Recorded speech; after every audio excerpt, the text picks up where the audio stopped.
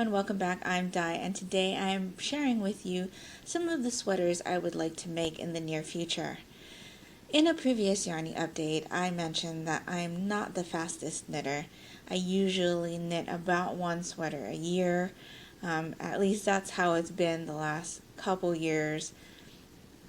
But there are definitely some sweaters that I have on my radar, and I would like to share those with you today.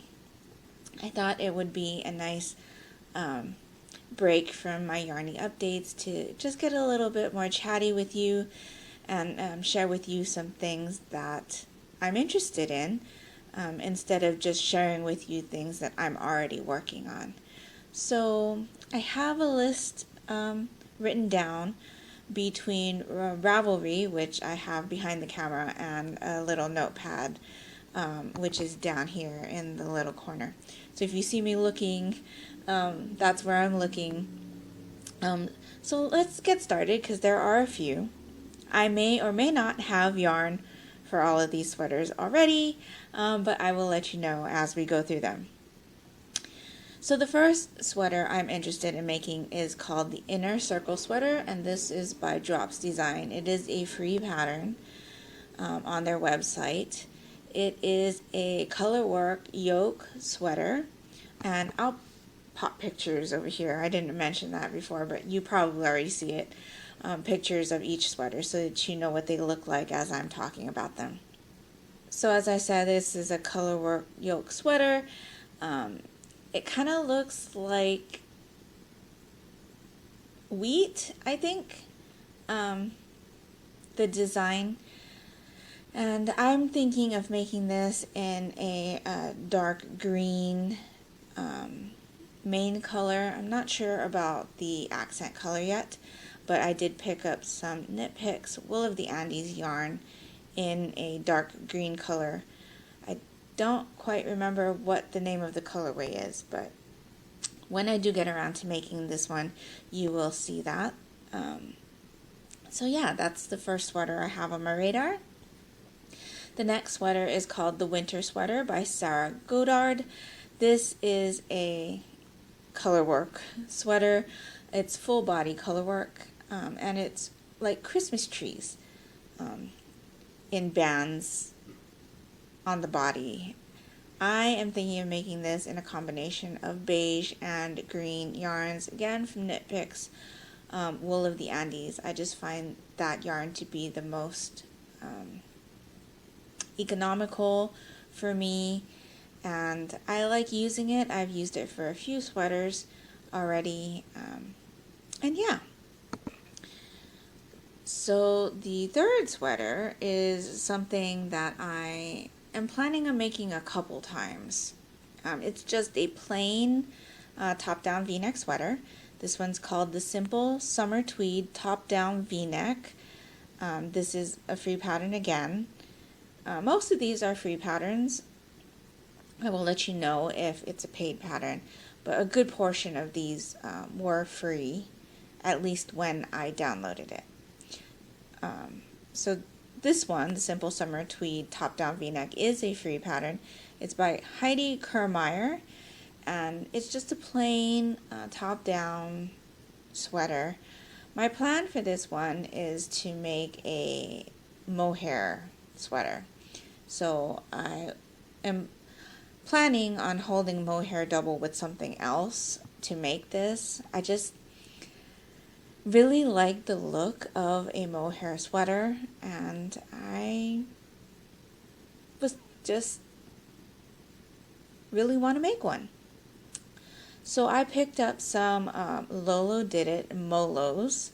This is her mohair yarn, and I think it's in a Harry Potter colorway. I can't remember which one it was, but it's pretty colorful. So I'm thinking that I would go with a neutral yarn to hold it double with. I haven't quite decided yet what that neutral color will be, but I do have that mohair yarn ready to go for when I'm ready to work this one. Since this is such a plain sweater, I have multiple possibilities of what I could do as far as yarns I'm going to work with for it, or like colors or fades or whatever.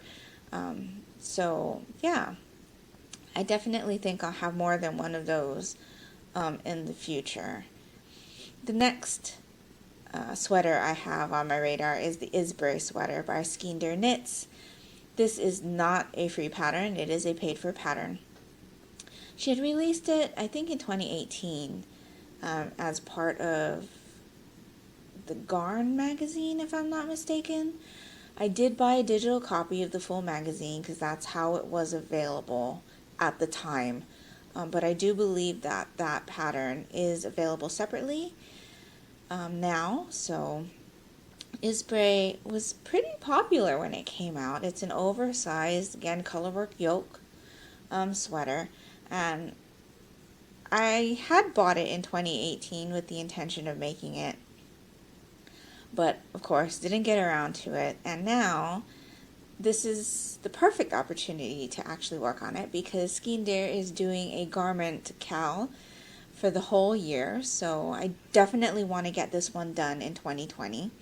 And the hashtag for it is Skinder Garment Cal 2020. I will put a little text down at the bottom here for you in case you're interested. But yeah, I'll definitely be working on that one this year. I believe I bought, again, Knit Picks yarn in a teal and ice blue color. So like a dark teal, more leaning towards the blue for the majority of the sweater, and like an ice blue for the color work. So I'm super excited for that one.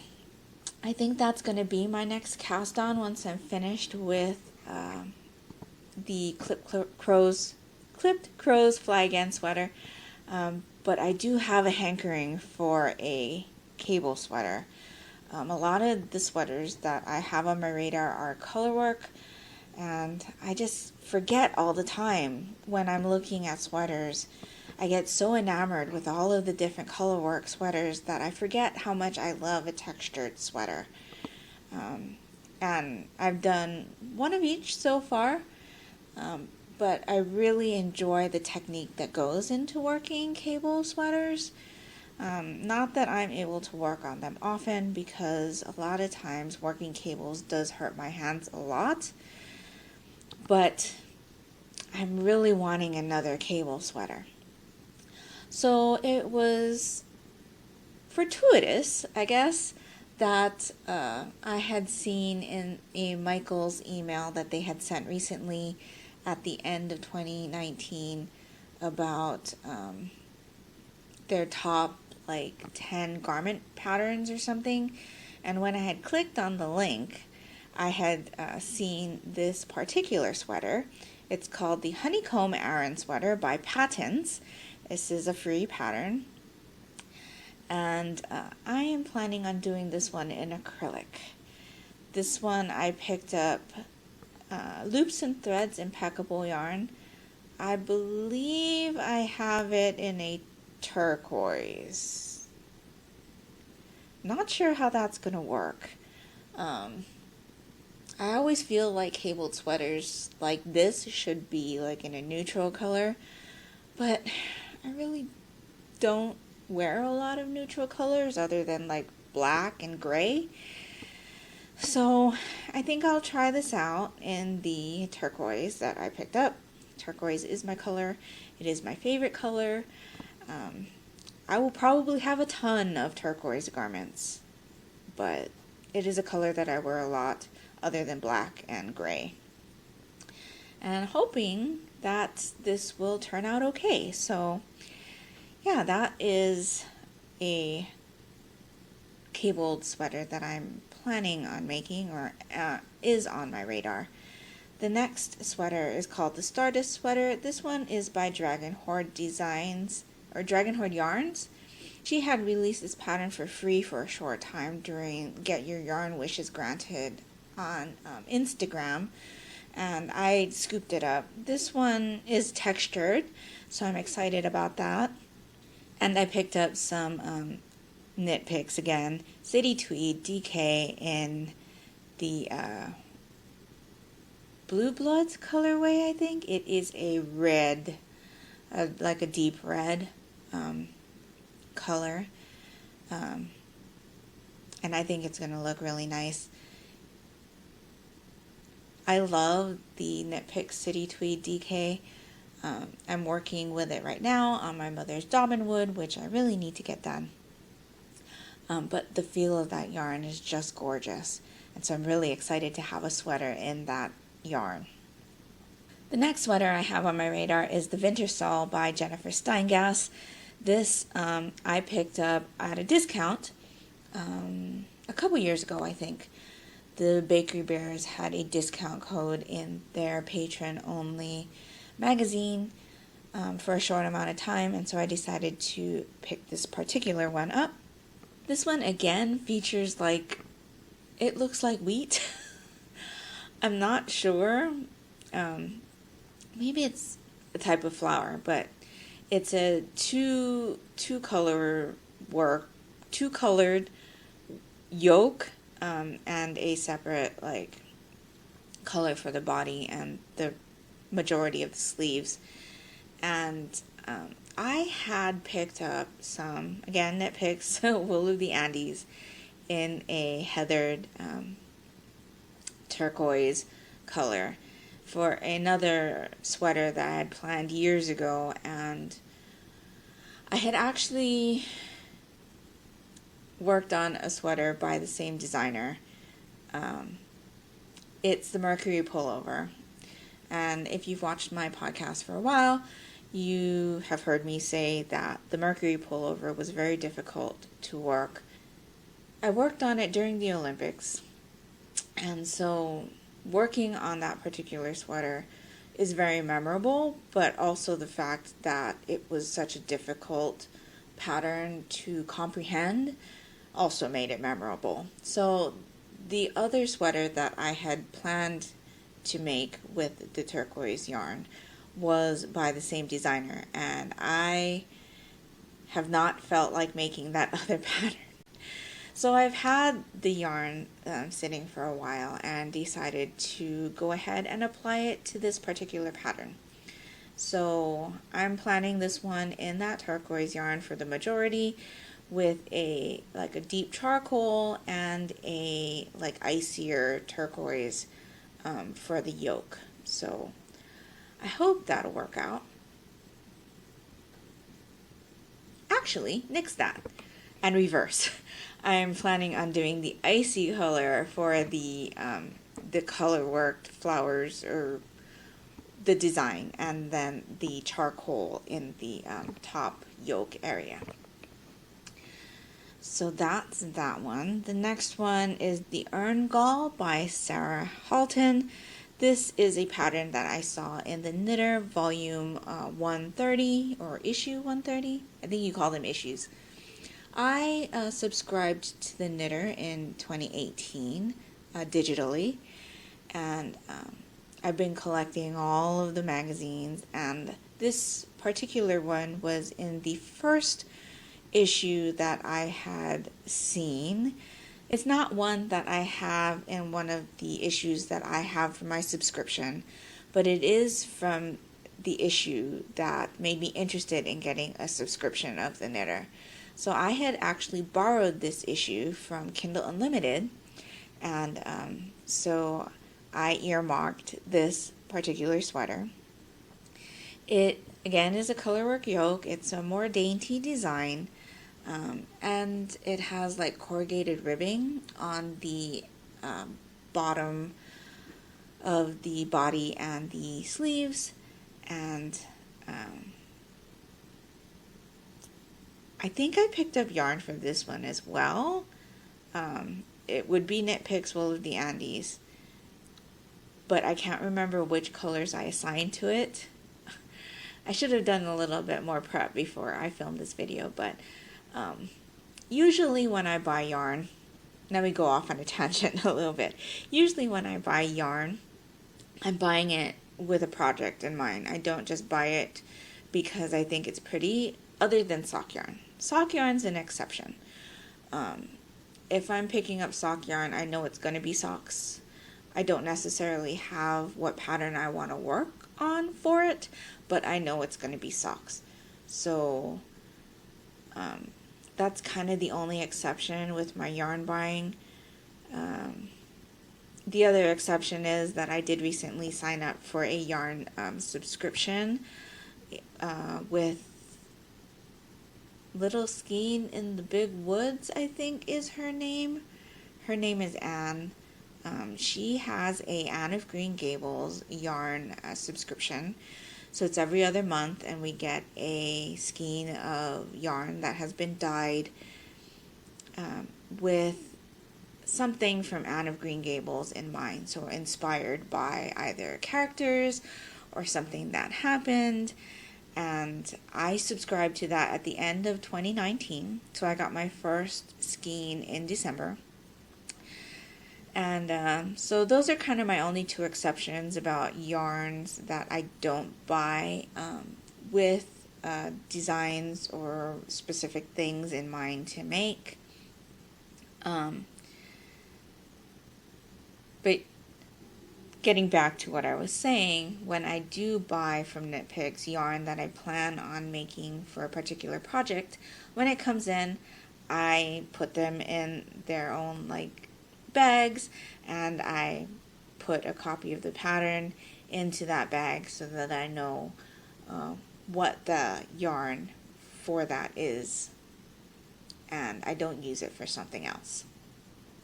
Now, as I mentioned before, I did have all of that yarn that I had planned for the other project, but since it's going from one sweater project to another, it's easier to repurpose my purchase, I guess. And that other sweater that I was going to work was solid. It was only going to be that one color. So it really made it easy for me to just be able to assign that to another project. But I don't usually do that. That is, in fact, the only project that I have done that so far.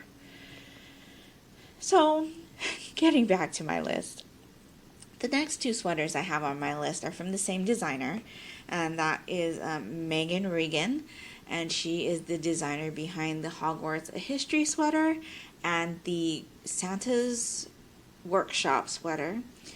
I picked up these patterns at the end of 2019. She was having a birthday sale, and so I've been eyeing the Hogwarts A History sweater for a long time. And so I decided to go ahead and pick it up. The sale was buy two patterns and get a percentage off, so I went ahead and picked up the Santa's Workshop sweater as well. Both of these sweaters are like a choose your own adventure type colorwork yoke sweater. I'm super excited to work on these. I believe they're both fingering weight sweaters, so I probably won't pick them up right away because I'm just coming off the back end of working a fingering weight sweater, and so I kind of really want to work on a worsted or DK project next. But yeah, I have a feeling that when I decide to finally get into this or these two sweaters, there's going to be a lot of prep, a lot of design tinkering to figure out which pictures I'd like to use, what theme I'd like to go with, and that kind of thing. So I'm really excited for those two. The next sweater is the Great Curvy Knit Poncho. So I'm counting this as a sweater because it actually has arms. This has pretty long arms for a poncho, so I definitely consider it more a sweater than anything else, or a different type of garment, or cover-up, or whatever. So I'm throwing this in with the sweaters. This one is free.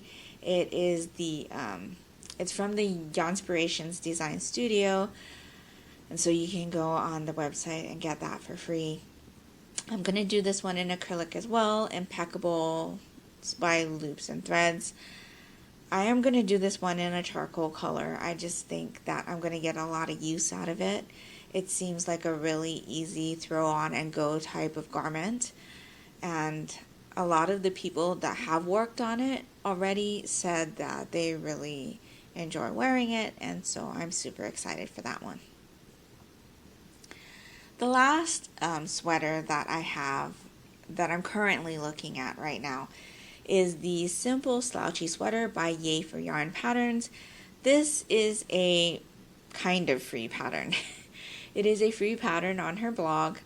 She also has a video tutorial on how to knit this sweater, but it is an open cardigan, and it features the like bumpy texture on the front panels.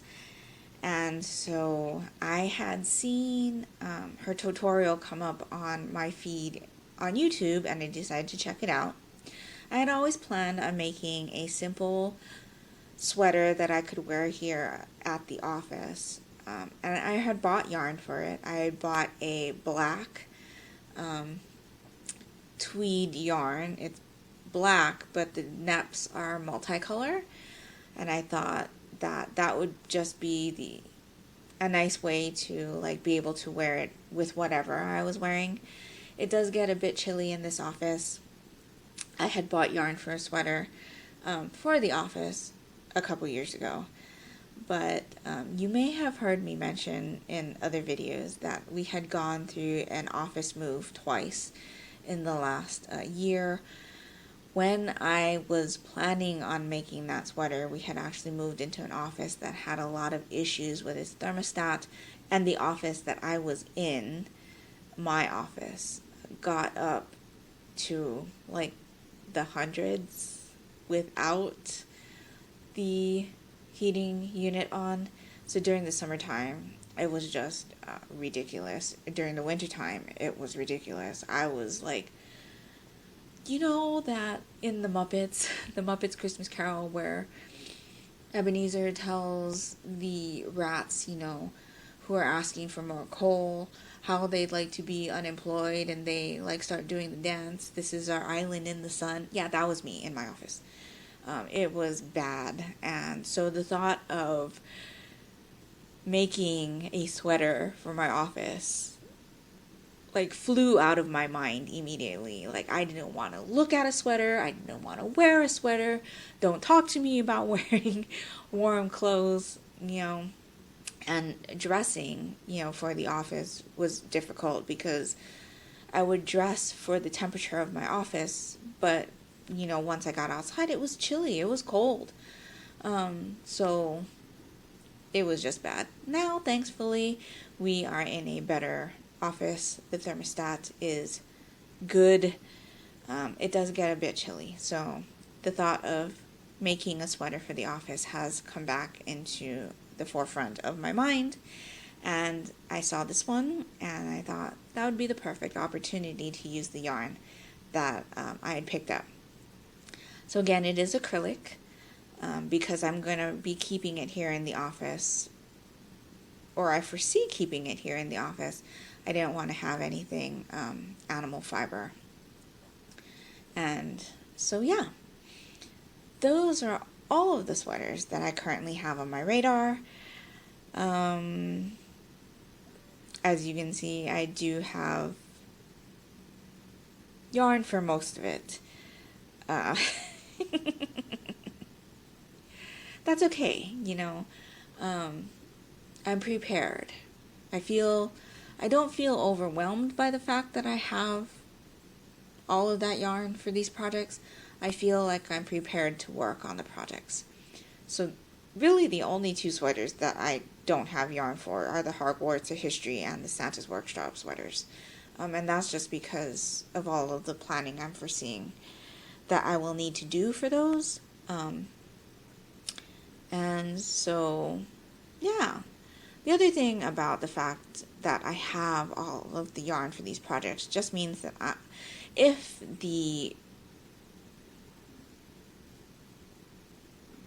feeling of wanting to work on a specific project hits me, then I'm ready to go. I don't have to wait.